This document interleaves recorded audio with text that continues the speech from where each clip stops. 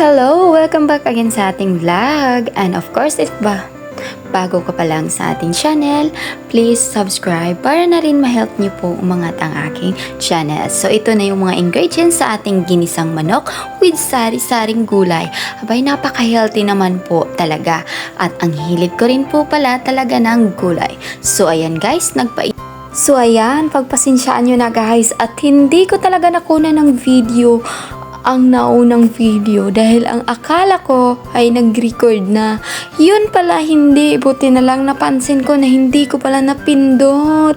Yun na nga talaga kapag wala kang videographer, content creator ka na, ikaw pa rin taga-edit, ikaw na lahat. So ayan nga guys, normal dahil wala pa naman tayong malaking earnings. So ayan guys, kung mapapansin nyo, direct na to. Pero of course, alam nyo naman kung paano gumawa sa manok. Lagi nating minamarinate muna bago igisa. So, ayan guys, kapag ako nagluto guys, lalong-lalo na kapag adobo or nililuto sa mantika, ay minamarinate ko po talaga.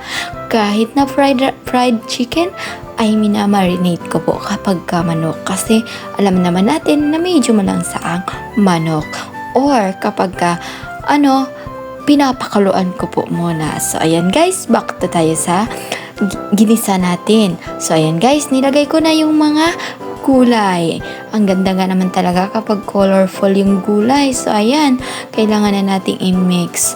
So, yun nga, 4 minutes ko lang niluluto ang gulay.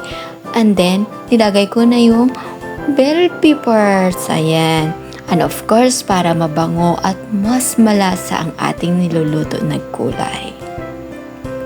Kung makikita natin guys, ay napaka-colorful and of course kapag kumain tayo ng gulay ay masustansya yan at maganda sa ating katawan. So and of course, after 4 minutes, ilalagay na natin ang ating kasunod na gulay na cabbage.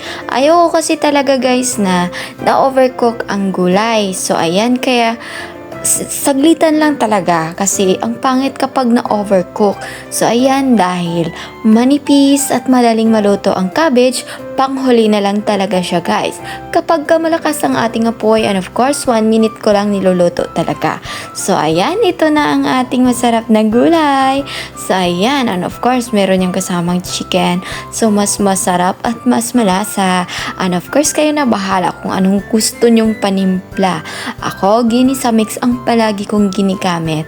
And of course, napakasarap nga naman talaga kapag ginisa mix. So, depende po kung anong taste natin. So, kung napanood mo to, nagustuhan mong video na to, maraming salamat sa iyong panonood. At kapag bago ka lang dito sa aking bahay, tara, kainan na!